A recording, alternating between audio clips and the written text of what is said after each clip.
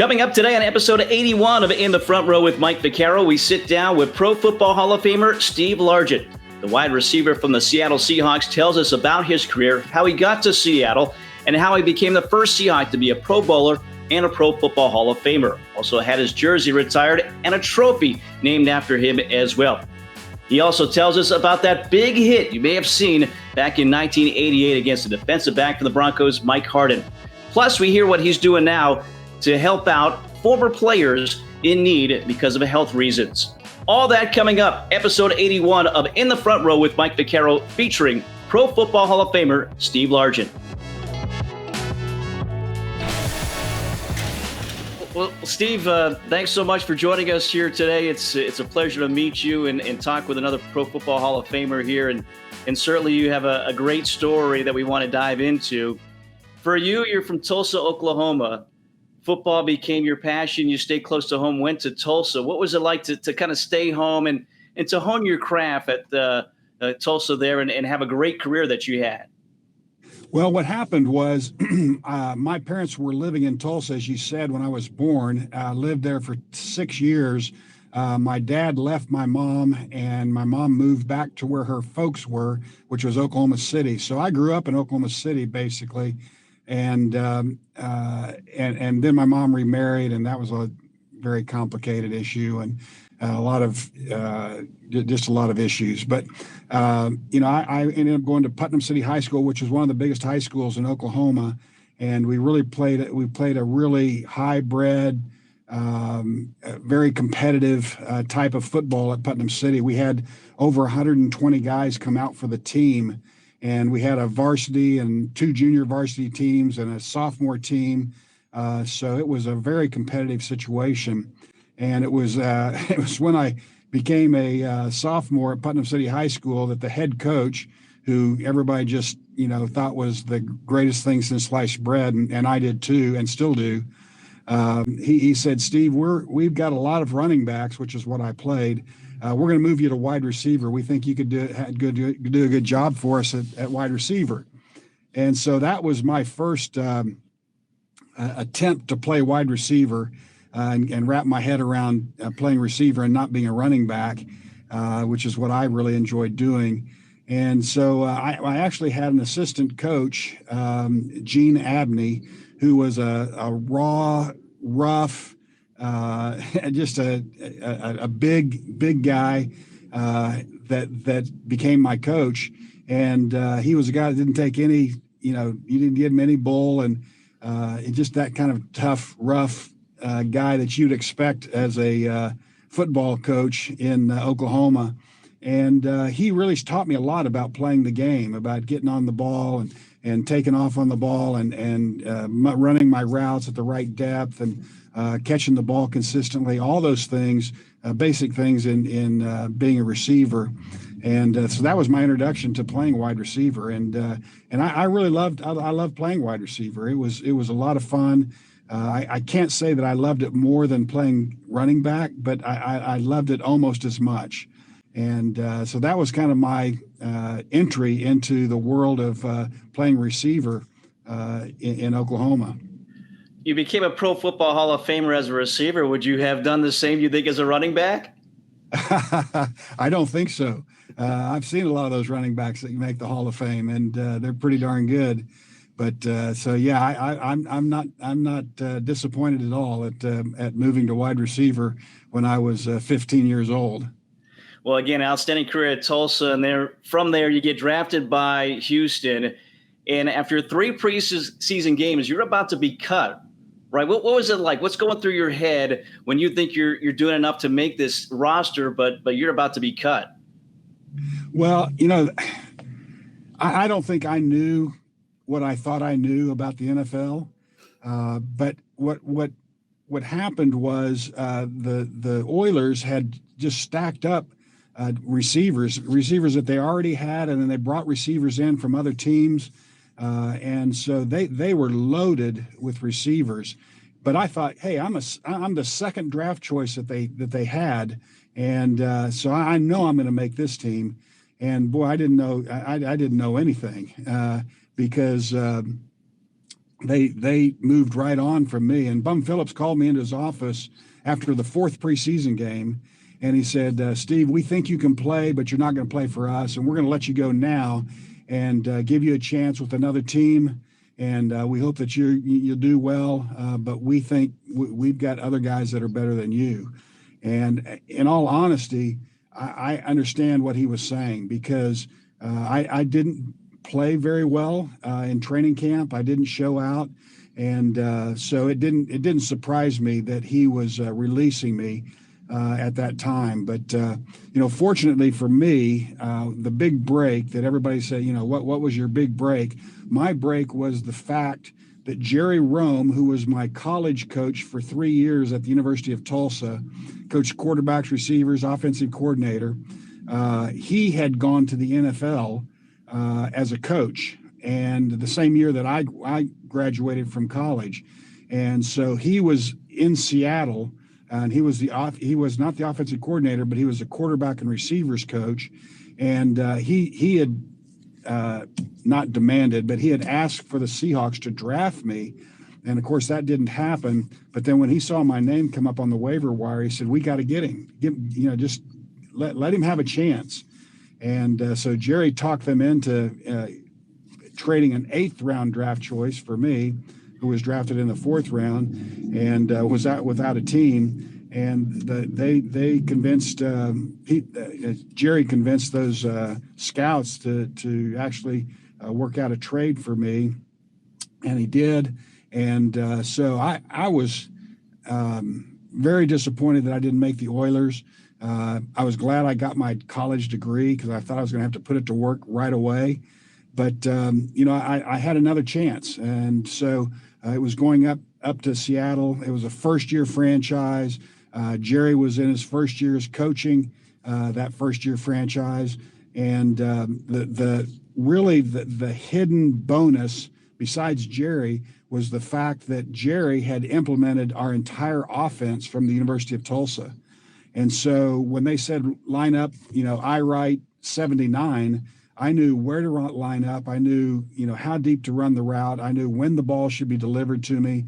So I already knew things that these guys were still learning, because I had played this same system for 3 years at the University of Tulsa and had the same quarterback and receiver coach. So it was a real boon for me. And that was the hidden secret behind my success initially at Seattle. Well, again, that was a hidden secret, but you're pretty darn good. Known as sure-handed route running as well were some of your specialties. But an entire career there, 76 to 1989, and a lot of firsts. You were the first Seahawk to do that. As you look back at your time in Seattle, your career there, what goes through your mind? Oh, I have nothing but fond memories of my time in Seattle. We didn't win as many games as I would have loved to win. We were an expansion franchise with the Tampa Bay Buccaneers, and we did win 2 games our first year when Tampa Bay won none. And so we thought we were pretty good, but we struggled for the first 3 or 4 years, and we didn't ever reach the type of glory that I wish we could have. But things turned around when Chuck Knox came in, and he came in about 1983. And Chuck had been successful in LA, had been successful with Buffalo. And so we were really confident that we were gonna turn things around. And the fact was we did. The first year, 1983, we were in the playoffs anyway as a wild card team. And Chuck he took our game to another level. And it was a level that none of us had ever seen before, and none of us had ever experienced before. But Chuck really was a great coach, and I really am glad that I got to play for him. Yeah, known as Ground Chuck because he loved the running game. You guys during '83, you got Kurt Warner, but you had Jim Zorn, Dave Craig as well. But what's going through your mind when you hear, okay, Ground Chuck's coming in and I'm a receiver? Were you concerned at all that you weren't going to get the ball as often as you were maybe previously? Absolutely. Any receiver would be concerned about going from, the team where we throw the ball every time because we had to, we couldn't run it. And to a team that, the coach loves to run the ball and throw it if you have to. So we knew that about Chuck, but we also knew that the age of throwing the ball was on the brink, and so we were. I think teams were really on the cutting edge that were throwing the ball a lot, like Dan Fouts down in San Diego. They were really the guys that were setting the tone for the NFL that we see today. Yeah, would your offense back then translate to what's going on now? No. Well, I don't know. I say that, and I know that Dak Prescott threw like 28 passes, not last game, but the game before, and somebody else threw under 30 passes. So that was very familiar to me. But these teams that are lighting it up with throwing the ball 50 times a game and not even blinking about it, that is more the era, I think, of the NFL. When you retired, you owned every NFL receiving record. Some of them have been broken. Jerry Rice, one of those guys, a guy who played for Seattle, and you gave him your number 80 jersey to wear. But could you ever have imagined that would be the case when you retired? You would have all those records when you go from almost getting cut by the Oilers? It was the last thing that I would ever think of in my mind because the NFL is a very humbling sport. And if you're not humbled by it, then something's wrong with you, I think, because it is a very humbling sport. And so, no, I didn't have any thought or rhyme or reason to think that I would establish the records that I did. And, they've been broken now. And I'm proud of those guys that did that. But to say that you broke records in the NFL at a position that I played for 14 years, that's pretty cool. And again, to be the first of so many things with an organization, first to make the Pro Bowl, first to go into the Pro Football Hall of Fame on your first year eligible. That's going to be maybe up there. Is that kind of one of the biggest, professional football related accomplishments you've been able to have? I think any NFL player that has played for any length of time would say that the highest honor that they could think of would be to be named to the NFL Hall of Fame. And I certainly think that too. So I think, if somebody doesn't think that way, I don't know what's wrong with them, because it was a cool, very humbling type award to get. And of course, I'd be a fool to say, I did this all on my own, because I didn't. I had a lot of great teammates that were helping me. I mentioned Jim Zorn, Dave Craig. One's a lefty in Zorn, a righty in Craig. As a receiver, what adjustment did you have to make to those guys? Well, there were adjustments to both. Jim was just playing with a left-handed quarterback. I'd never played with a left-handed quarterback. But that didn't take too long to adjust to Jim's throws. Although, there are certain nuances that you have to recognize and adjust for. Like Jim's ball is, as a left-hander, as he throws a deep ball down the sideline, his ball will tend to tail to the left. And Dave Craig's is just the opposite. I'd always played with right-handed quarterbacks, but right-handers' ball will always tail to the right. So I was always careful to give Jim more room on the left side when I was on the left side of the field, and he was throwing a ball deep to me because I knew his ball was going to tail a little bit to the left. And then the same for Dave Craig. I'd give Dave a little more room on the right side because his ball tended to tail right. But once you get used to some of those things, and I would add, and Jim knows I'm going to say this, left-handers are different. Not just the way they throw the ball. I think left-handers just think mentally are different than right-handers. And Jim is a classic case of that. And so there was some adjustments that way too. But, the thing I loved about Jim being a left-hander was that he was very creative. He's creative at everything. He paints, he does all kinds of stuff. But on the football field, he was very creative as a quarterback, and the way he threw the ball. And so I really enjoyed playing with Jim. Well, take us into one of those huddles. How does a huddle with Dave Craig at the quarterback position differ from when Jim Zorn's your quarterback? Well, Dave was not even drafted.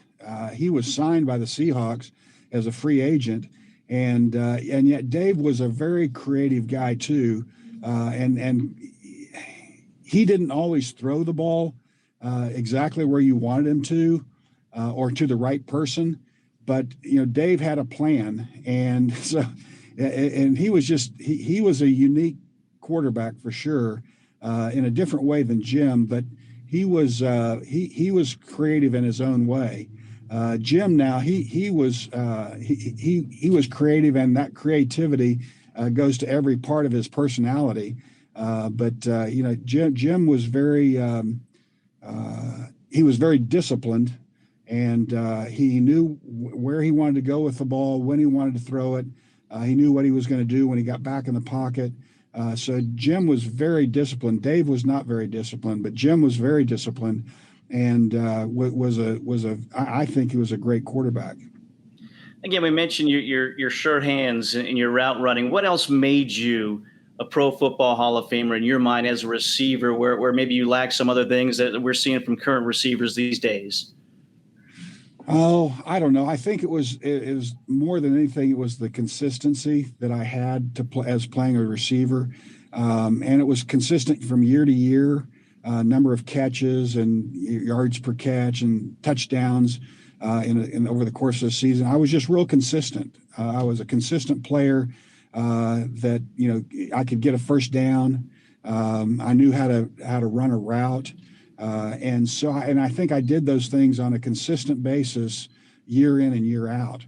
And I think that's why, my coaches appreciated me and my teammates appreciated me, because they knew what they were going to get, and they were going to get everything I had. And it may not be enough, but it was everything that I had, and they were going to get it every single week. And some toughness we got to talk about the Mike Harden hit. Mike Harden, 1988 with the Broncos. He hits you. You have a concussion. You lose some teeth. 14 weeks later, you have a chance at revenge. Take us through that moment.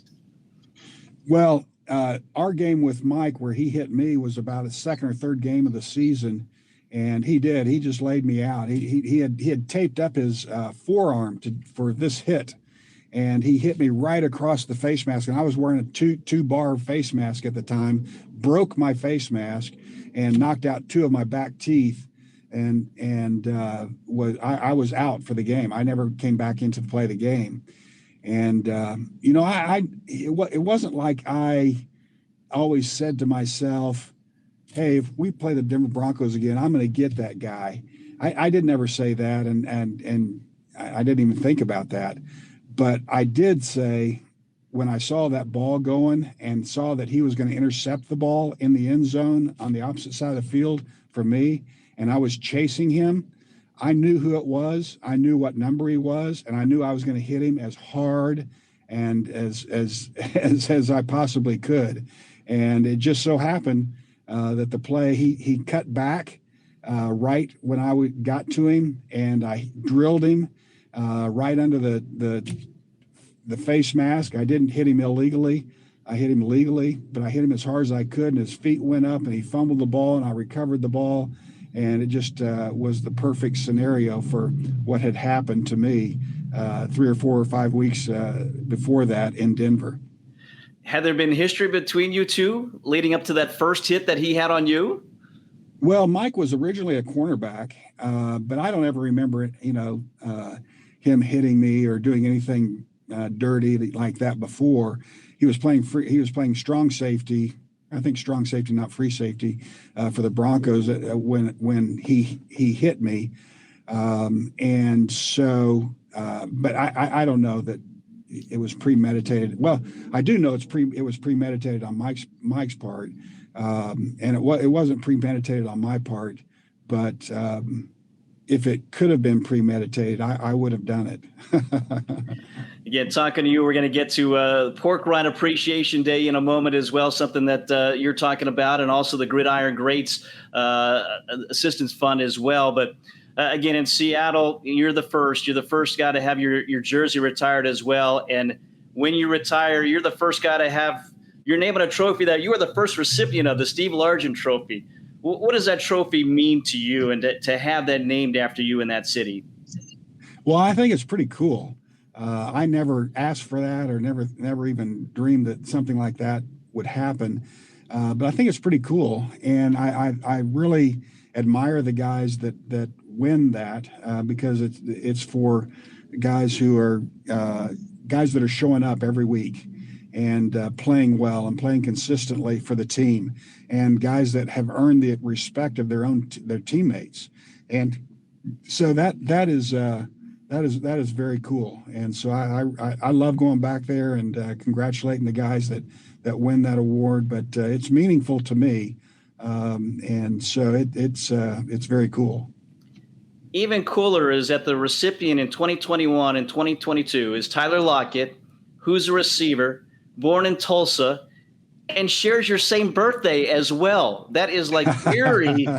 But what does it mean to have a guy like that? He seems like, Tyler, like you, great representation of that organization. I think he does too. He's not a big guy. I was not a big guy. He catches the ball consistently. He plays well every weekend. He's always prepared to play. And so I really have a lot of respect and admiration for Tyler. And the fact that he's from Tulsa is just ironic. But he played football over at Booker T, and was a great receiver there, and then went on to Kansas State, I believe, and played well there. But the Seahawks were lucky enough to grab him, and he's just done a great job. He's a real team player, and I love that. He's not a guy that talks trash or anything like that. And so I really have a lot of respect for Tyler, and I'm glad that he's won that award twice now. Another honor for you a couple of years ago, the 100 members on the 100th anniversary of the NFL, and you're on that team as well. Do you feel like, again, your career continues to stand up among some of these other guys that are even going into the Pro Football Hall of Fame? What you've done 70s and 80s is still standing up these days? Yeah, when you get to the Hall of Fame, you're standing among a very elite class of people, and so to be included in that class is so edifying to me, and it is like I said, it's a very humbling honor. Again, playing in the 70s, the 80s, back then you had Techno Bowl that the Seahawks were such a big part of. You didn't have social media back then, but being an expansion franchise, did you guys find that you became some people's favorite team, favorite players because of different things happening, which, kind of would have been social media back in the 80s? Yeah, I think we didn't have social media back then. And I think that we could have filled the pages of our social media page back then with the number of guys that we had on our team that were hilarious, great. They were very good players. But they were just funny and knew how to play the game, and knew how to encourage young guys like me. So it was, I think that was some of the most fun time that I ever had, was the first few years of the Seahawks, just because of the caliber of players that we had. They weren't all great football players, and that was obvious, but they were good people, and they certainly contributed to my experience in the NFL. I know Steve Rabel was one of those guys in that wide receiver room. Now the voice of the Seahawks, we've had him on as a guest previously. He's one of those guys that was kind of funny. Seems like he has that personality at that time. Yeah, he was. I mean, Steve was a student of the game, and he still is today. But he was hilarious. One of the funniest guys on our team. But we had a lot of guys like that, Sam McCollum and many others that really contributed to a really wholesome, fun team network. It was really a great experience. And those retro jerseys are coming back here this season for the Seahawks. So what's your thoughts on that? Because, again, a lot of folks have been talking about some of the retro jerseys. We just saw the Tampa Bay creamsicle jerseys here recently. What's your thoughts on bringing those jerseys back? I think it's fun. I think, it doesn't matter to me if they bring the jerseys back or not. I think that what they need to do is bring the face masks back that we use, the 2-bar face mask. That's what they need to play in. Then I'll be impressed. And I know the Kingdom was a great home field advantage, but playing on that turf as well. Again, we had Kurt Warner on as a guest previously. He talked about the injury that he had on that turf. Yeah. And you're seeing that discussion come back now with injuries on the current turf. But what was it like playing on the turf back in those days in the 80s where it was a lot different than what it is even now? Yeah, it was not even as good as it is now. But I think when I was playing on that AstroTurf, AstroTurf was still kind of a new thing to most players. I think we had AstroTurf for maybe 3 years at the University of Tulsa, but that was about the first time that they ever created AstroTurf, and so we all thought it was cool at that point. But then we saw what started happening, and it's not as cool now as it used to be because there are a lot more injuries with turf, and I hope the league is going to address that. Do you think that affected your career at all? Seems like you had a pretty relatively healthy career, but do you have effects from playing in the Kingdom? Oh, I definitely have. I had concussions, and I think those are kind of rearing their ugly head in my life now. But when I was playing, you can always look back on your career and think of times when you could have done something better or different. And I certainly could have, but I really think that I was blessed to be able to play for the Seahawks for 14 years and to be able to reach the level that I did, the number of Pro Bowls and be in the Hall of Fame and all that stuff. That's just a blessing. And so I look at my career and I don't look at anything and say, I wish I could have done that different, because how could I? I've been so blessed. And again, still a well-known person, popular obviously as a Pro Football Hall of Famer, and doing some stuff, as we talked about, with the Pork Rind Appreciation Day. What can you tell us about that and the Pass the Pigskin sweepstakes that's going on? Well, the pork rind industry is really taken up with the NFL, and they're sponsoring, not sponsoring, but they're one of the sponsors of the Super Bowl next year. And they're having their Pork Rind Appreciation Day on the same day as the Super Bowl. And so one of the things that they're doing with the money, the income that they get, is going to Mike Ditka's charitable effort to help players who just don't have enough money to take care of themselves. And I mean, guys who are seriously injured, hurt, needing surgery and not able to get it. And Mike is helping those guys address those issues that otherwise they wouldn't be able to take care of. And so I'm trying to help Mike in his effort as well, and really applaud the Pork Rind Appreciation Day on the Super Bowl day in their effort to help players. So anyway, it shows you've got the information right there in front of you. But it's really a worthwhile cause, and I know that players from back in the day desperately need it.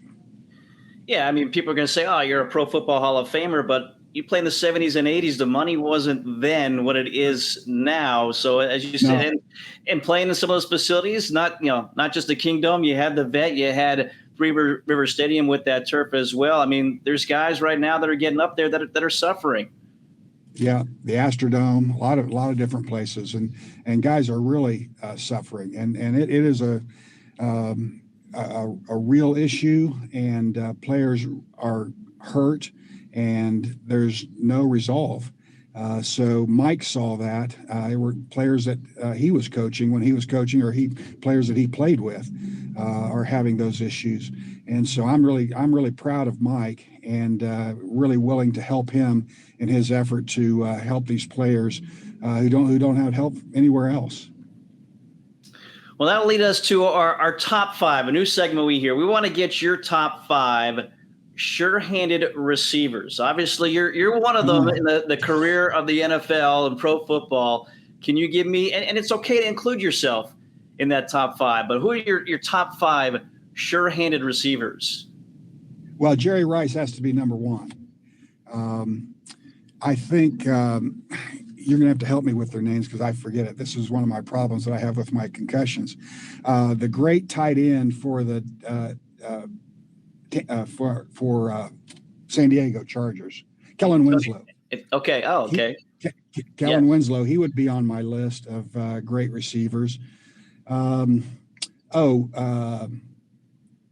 The great receiver that played also for the Chargers, played a long time, Charlie Joyner. Oh. He would be on my list of great receivers. He was tough. He was small, but he was tough, and he caught the ball consistently, and Dan Fouts delivered it to him consistently. But he would be one of my great receivers. Are you talking about all from? Yeah, all time. Even the ones now that are there any now that you like that you think compare to you? I've been asked that question a million times, and I would tell you in all honesty, I think there's probably 20 receivers that are playing right now that are really, really good. They catch the ball consistently. They get upfield with the football. And I'm really amazed. I love watching football today more than I ever have. And I watch more football today than I ever have because they're throwing the ball more. And these receivers are just unbelievable in catching the football. And that's what I love about the game is throwing and catching the ball. Could you play in today's day and age? Could you play in the NFL right now? I think I could. Yeah, I think I could. I haven't really thought about that, but yeah, I think I could play in today's game for sure. And I think I would love being able to catch as many balls as they can catch today. So that would be the best. I mean, I was always wondering why we didn't throw the ball more when I was playing, but they just didn't do that then. What else are you doing now? Obviously, you retired. You had a nice political career there for a number of years as well. What else are you doing on a daily basis? Well, I'm chasing grandkids. I've got 10 of them, and they always have a game or a match or something going on. And my wife and I are just chasing around the city, making sure we can get all these football games and basketball games and everything else, soccer games. The girls are doing a lot of soccer. So it's really fun, and we love it, and we love them, and it's really fun to be able to participate with them in their brief athletic careers. How much do you follow the Seahawks these days? Who their head coach is actually older than you, but he seems to be going strong. Pete Carroll keeping those guys going. Well, he's not much older than me, but he is older than I am, and I remind him of that every time I see him. But yeah, I think I still watch football a lot, and I watch the Seahawks as much as I can get them down here in Oklahoma. We don't get them that often, but I don't know. I think this year is really kind of a mystery. I think there's a lot of teams that I think are really good teams, which are like Philadelphia Eagles. They're a really good team. They got a good quarterback. They got good receivers. They run the ball well, and they've got a good defense and offensive line. And that's where they really have. That's where they're, I think, ahead of most teams because they've got those good offensive and defensive lines. I think Miami's a good team. I think they've got a great quarterback. They've got some great receivers. So it'd be interesting to see how they do. It wouldn't surprise me at all to see those two teams in the Super Bowl this year. But there's several other teams that I think are good. But we'll have to see how things turn out. Well, another Hall of Famer joining us. We appreciate and thank Steve Largent for doing so. We also want to thank Sarah Walters for helping arrange that, and also Rachel Getting from the Pro Football Hall of Fame. Much appreciated. We appreciate you watching and listening and invite you to like, to subscribe, and to share our show. Be sure to follow us and like on all streaming platforms. We'll have more great guests coming your way very soon. For JR Equipment, our creator, producer, and director, I'm Mike Vaccaro. We'll see you next time for another edition of In the Front Row with Mike Vaccaro. Have a great day, everybody.